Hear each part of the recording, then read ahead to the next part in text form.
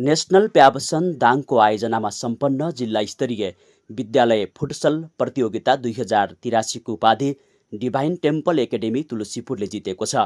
शनिबार भएको निकै प्रतिस्पर्धात्मक तथा रोमाञ्चक फाइनल खेलमा लक्ष्य एकाडेमी तुलसीपुरलाई 4-3 गोल अन्तरले पराजित गर्दै आयोजक डिभाइन टेम्पल एकाडेमी प्रथम भएको हो। त्यस्तै प्रतियोगितामा पारिजात स्कुलले तृतीय स्थान हासिल गरेको छ। तेस्रो स्थानका लागि भएको खेलमा पारिजात स्कुलले श्रीगाउँ लाइफ भिजन स्कुललाई 5-1 को फराकिलो गोल अन्तरले पाखा लगायो। प्रतियोगितामा दोस्रो स्थानमा चित्त बुझाएको लक्ष्य एकाडेमीका प्रदीप परियार प्रतियोगिता अवधिभर उत्कृष्ट खेल प्रदर्शन गर्दै बेस्ट प्लेयर घोषित हुनुभयो। उत्कृष्ट बचाउ गर्नुभएका डिभाइन टेम्पल एकाडेमीका सुरज डाँगीले बेस्ट किप्परको उपाधि हात पार्नुभयो। उक्त प्रतियोगिताका खेलहरू एन्फा रेफ्री मोहन गौतम र रेफ्री विशाल ओलीले सञ्चालन गर्नुभएको थियो। विजयी विद्यालय तथा उत्कृष्ट खेलाडीहरूलाई ट्रफी तथा मेडल प्रदान गरिएको छ। प्रतियोगिता डिभाइन एजुकेसन फाउन्डेसनद्वारा सञ्चालित डिभाइन टेम्पल एकाडेमीको नवनिर्मित फुटसल कोर्ट उद्घाटनको अवसरमा आयोजना गरिएको हो। प्रतियोगिता हुनुअघि एक औपचारिक कार्यक्रमका बीच फुटसल कोर्टको उद्घाटन गरिएको थियो। कार्यक्रमका प्रमुख अतिथि नेशनल प्याबसनका केन्द्रीय उपाध्यक्ष प्रकाश कुमार शर्मा लगायत शैक्षिक तथा खेलकुद क्षेत्रका प्रतिष्ठित व्यक्तिहरूले उक्त आधुनिक कोर्टको उद्घाटन गर्नुभएको थियो। कार्यक्रमका प्रमुख अतिथि शर्माले किताबी ज्ञानसँगै विद्यार्थीको शारीरिक र मानसिक विकासका लागि खेलकुद आवश्यक रहेको बताउनुभयो। विद्यालयले आफ्नै सुविधा सम्पन्न कोर्ट बनाएर व्यावसायिक खेलाडी उत्पादनमा सहयोग गरेकोमा प्रशंसा गर्नुभयो। अब यस मानेमा छुट्टै पहिचान बनाउन सफल छ भन्न सकिन्छ कि यहाँ आउँदै गर्दा एउटा अबोध बालकलाई पूर्ण मानव बनाउनका लागि के कुराहरू चाहिन्छन् ती सबै कुराहरू पर्याप्त हुन्छ जस्तो लाग्छ।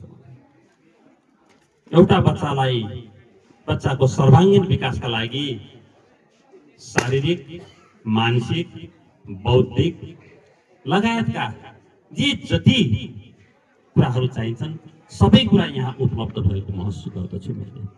त्यस्तै कार्यक्रमका विशिष्ट अतिथि दाङ जिल्ला खेलकुद विकास समितिका पूर्व अध्यक्ष डिल्ली बहादुर डाँगीले विद्यालय स्तरबाटै खेलकुदलाई प्राथमिकता दिँदा भविष्यमा राष्ट्रिय खेलाडी तयार हुने उल्लेख गर्दै निजी क्षेत्रको यो प्रयासको सराहना गर्नुभयो। आज म साँच्चै खुसी छु।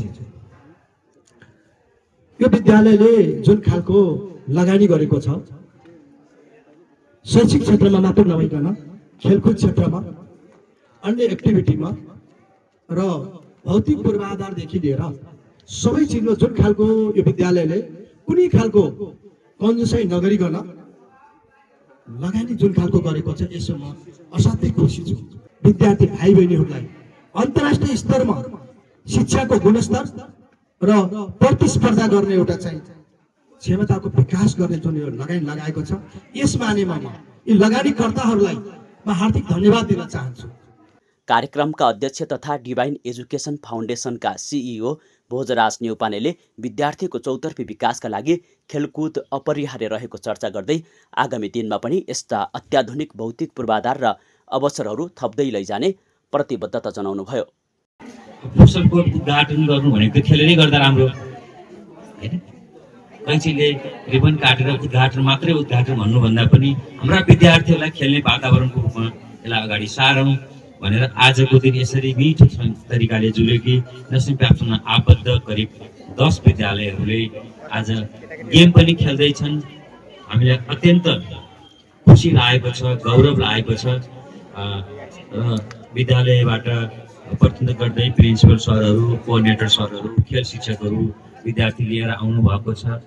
विद्यालयको डिभाइन टेम्पल एकाडेमीको गरिमा उच्च भएको मैले महसुस गरेको छु।